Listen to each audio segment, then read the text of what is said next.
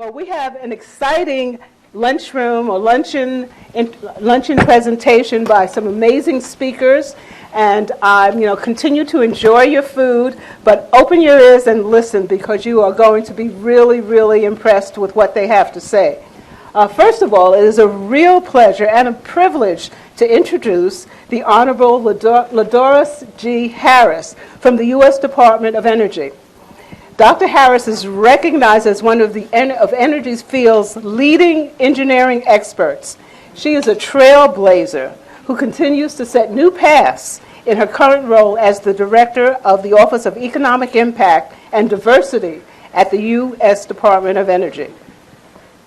She is passionate about opening more doors for academic and professional opportunities for minorities and disadvantaged communities in the clean energy industry, and most importantly, promoting STEM education for our youth.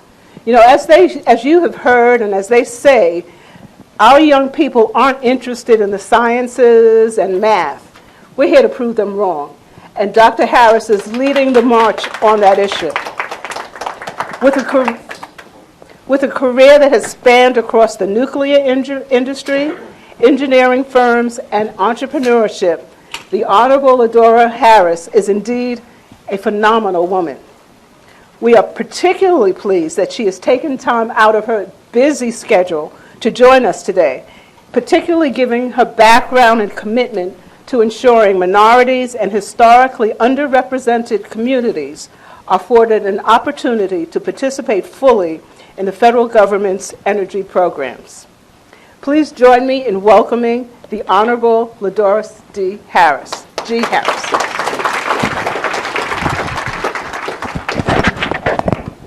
Hello, folks. Okay. Well, it's a beautiful day. It's Earth Day. So we're here definitely doing a wonderful time. And let's give a round of applause again for Ms. Sandra Fry and her amazing team. And also, I'd like to bring greetings on behalf of the Secretary of Energy, Dr. Ernest Moniz. He is very interested in outreach programs such as this, and we're pleased to be here today. Also, I have a number of, 3 of my wonderful staff members are here today as well. Kel, Trina, and Amanda, so thank you. Okay, and also, we heard about this program and the initiative you guys have actually through Marie Johns. And you guys are quite familiar with Ms. Johns. She's been also one of our Minorities in Energy ambassadors, which I mentioned to you about as well. So thanks a lot, Marie Johns, for her support. Now, we're here to talk about the District of Columbia. I wanted to just highlight a few things about the energy profile for DC. And DC is primarily a consumer of energy, but it has less than, when you look at the fact that from an energy efficiency standpoint, you guys are in the top 5 around the country in your performance with energy efficiency. So congratulations on that. And I know if you look at who consumes most of your energy, commercial companies, of course, but the retail sales of electricity to residential customers in District of Columbia, not only being some of the lowest in the country, but it's really an area that we really want to focus on at the Department of Energy in support of DC. As with total energy consumption, the commercial sector is the largest natural gas consuming sector here at DC. If you look at about 3/5 of the district's households use natural gas here in your area, and is used primarily as the major generator of heat for the federal buildings in DC as well. And if you look at the Government Services Administration, the central heating plant heats about 100 buildings here in this district using natural gas-fired boilers. So because of the city's efficiency support, we're actually deemed a lot of your DC Energy Star efforts for many of your federal buildings. And it's one of the largest, matter of fact, the largest solar power installation in DC is actually located on the roof of our building, the United States Department of Energy on Forest Oil. So it generates about 250,000 kilowatt hours of electricity per year. So just a lot of things happening here in the district for is energy efficiency. But we look also to figure out how DC could benefit for some of the commercialization and technology transfer opportunities across the country. Department of Energy has resources that are available to the consumers. And you guys may not be aware, but the Department of Energy has 17 national labs across the country. And this area that really all of you can partake of, and particularly for the clean energy manufacturing initiatives that the federal resources we have that have available for each and every one of you as well. We also have a small business and innovative research programs that seek to make sure diversity is, you guys partake of a lot of the technology that's being developed in these laboratories. We have a small business technology transfer program that many of the entrepreneurs in your area can partake of as well. Now also, the President kicked off a quadrennial energy review. It's called the QER for short, is what we refer it to. And with energy being the third largest industry in this country, and I call it the next gold rush in this country as far as energy development. And it's important that DC partakes of that. Because if you look at the opportunities not only for your communities and for your schools and for your students, energy plays a very key role in that. So our country is undergoing an energy revolution for new technologies, particularly with the fossil fuel technology. And the President announced a 4-year national energy planning process, the QER, and this was back in January. The White House is leading this effort. The department is playing a key role in the implementation of this. Secretary Moniz has been very busy around the country in support of this. It is actually part of the President's Climate Action Plan. And the QER provides a roadmap for modernizing America's energy infrastructure and making sure that we have a reduction in our carbon footprint around the country. So those are some of the key areas that the President has announced. Also, during the past State of the Union address, the President announced an initiative really to look at matching federal workforce development activities across the country, and that's where we want to look in support of you, is really helping with the job skills training of everyone. And these skills, when a lot of people think of energy, they think it has to be high tech, it's just for engineers or scientists. But this energy industry employs everyone from truck drivers to welders to every facet, logistics folks, HR people, lawyers. So it's everything that all of your skill sets. I don't think there's anyone in the room who could probably come up to me and tell me your area of specialty that won't be impacted by the energy industry. Educators, everyone. And that's one area that we're really focusing on to make sure that all of you participate in that. One of the areas in particular that the Department of Energy has been focusing on is minorities in particular in the energy industry. And minorities across this country and women are two resources that we have underwhelmed in our efforts to contribute to this country. And that's a new area that we're focusing on in the energy sector, getting more minorities involved, getting more women involved. And the department, we actually kicked off an initiative I'm actually leading for the department. It's called Minorities in Energy. It's an initiative, and it's focusing on all underrepresented groups, Hispanic, African American, Native Americans, Asian, every minority group across the country. We are focusing in 3 areas in particular, and those 3 areas that were bubbled up, we didn't just dream of those at the Department of Energy. We actually had folks from all of these communities come in and tell us what are the 3 areas that we could help you with at the Department of Energy. And the 3 areas were STEM education and STEM workforce development.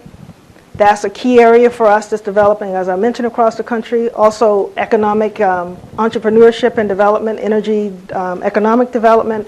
And thirdly was climate change. So those are 3 areas I'm sure that's near and dear to all of you guys' heart, and the purpose of you convening here today, touching on those areas. We have some amazing ambassadors.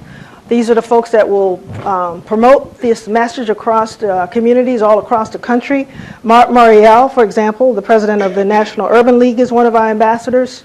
Ms. Marie Johns, as I mentioned, is also one of our, who's former Deputy SBA Administrator, is one of our ambassadors. Susan Taylor, former Essence Magazine editor, who now leads a CARES mentoring movement initiative that she has, and is focusing on getting young children of color mentors and promoting STEM education, and we're working very closely with her.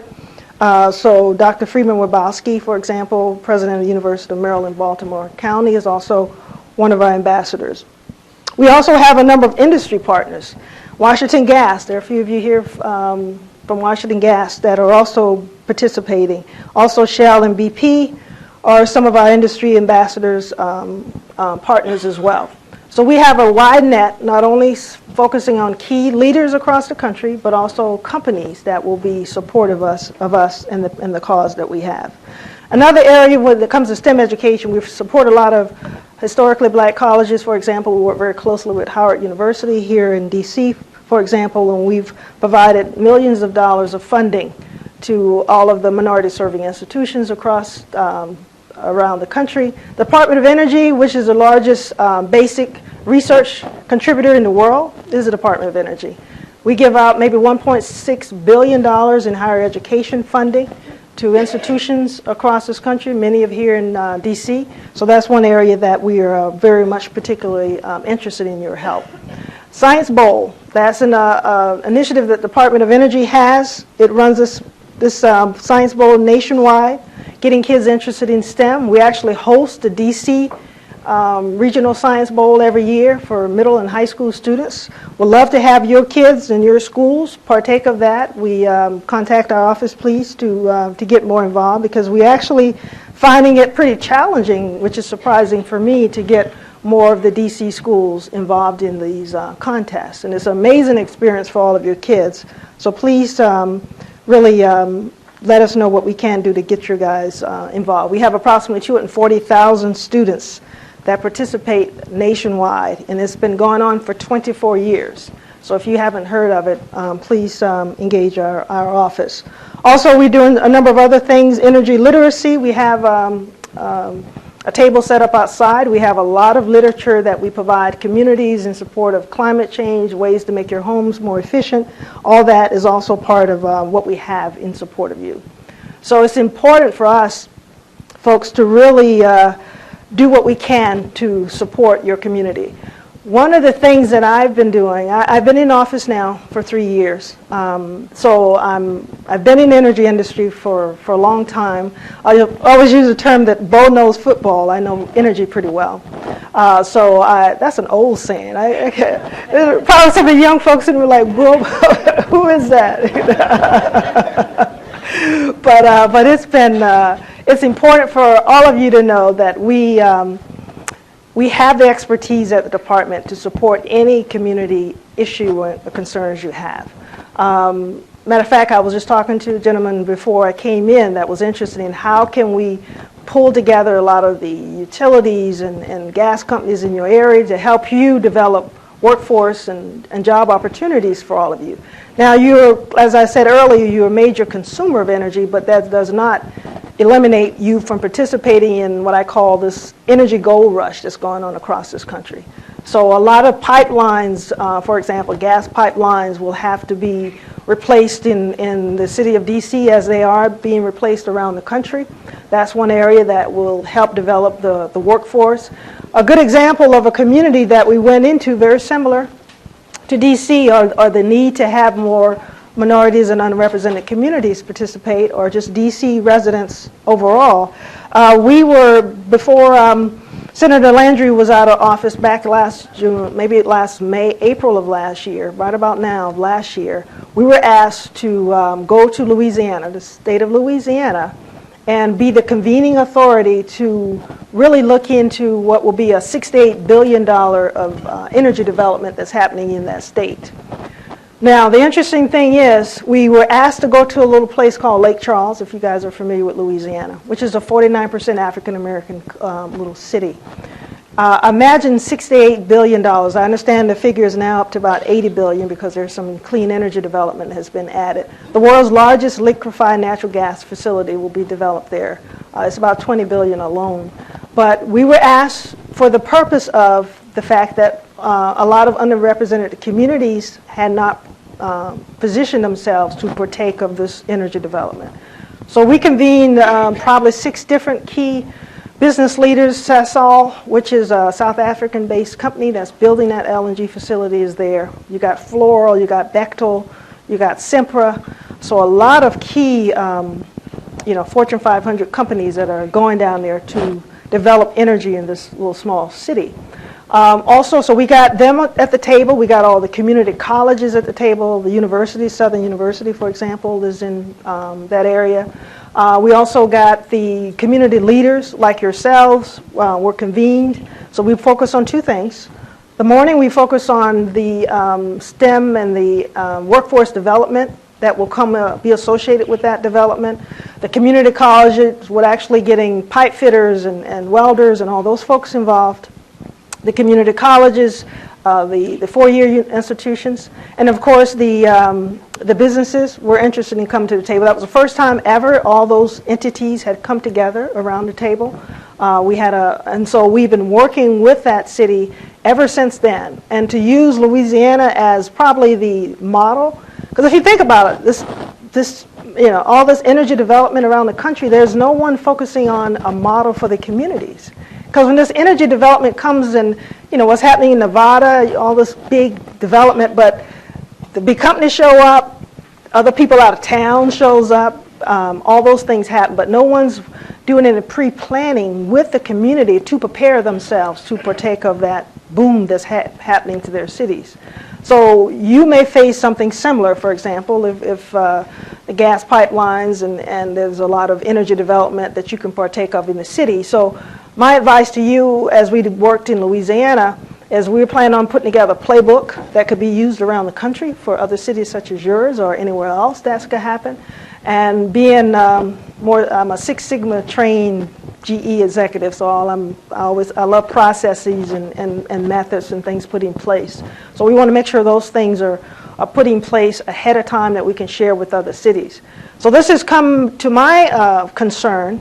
Not only as we bring in technology to your city, we bring in this energy development to your city. So in the role that I have, looking out for underserved communities, underrepresented communities and folks, I want to make sure that we have things planned well enough in advance so everyone could be trained accordingly and be prepared in order to participate instead of having everyone from outside come in and benefit from that opportunity.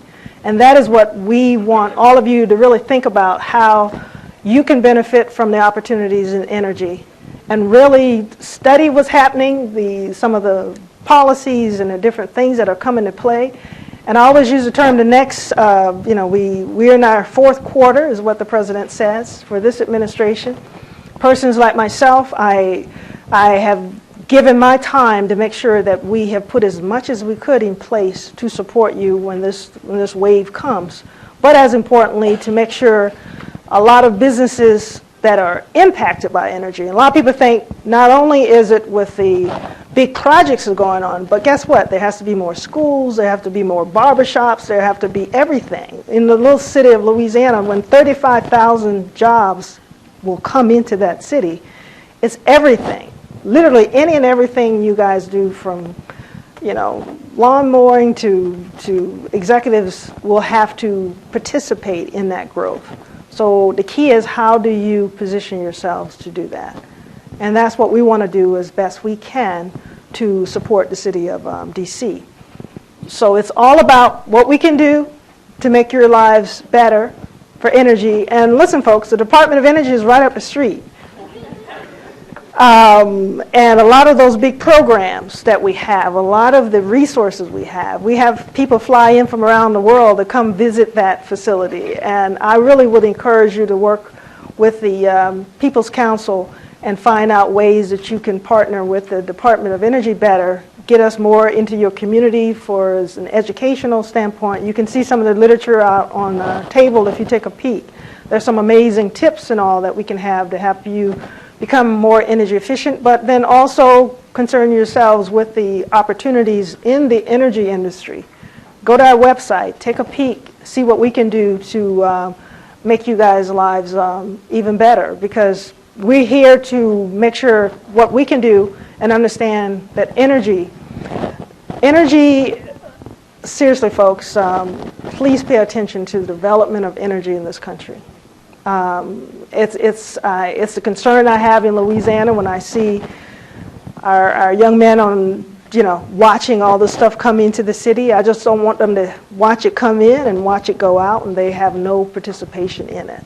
And that's the sadness, that's the potential issue around the country. So we have to prepare our kids and our folks to participate in this. And this is a very conservative industry. So drug testing and showing up for work every day are two critical things. And it's important that we really have to prepare our people, a lot of our communities, to be ready for the jobs. And to get in that pre-planning stage, we're already behind the 8 ball, if I want to be frank with you, across the country in preparation to partake of that. So that's what I want us to stop seeing things on TV and say, oh, that's happening. Already be aware of it and already be involved, because by the time you see it on TV, guess what? It's way too late. So those days let's have those days be history. Let's not do that anymore. We can't afford to do that with our communities, because it's if you're not there to partake, we could be left behind, and that is not an option for us. Failure is not an option. Okay? Thank you so much. Thank you.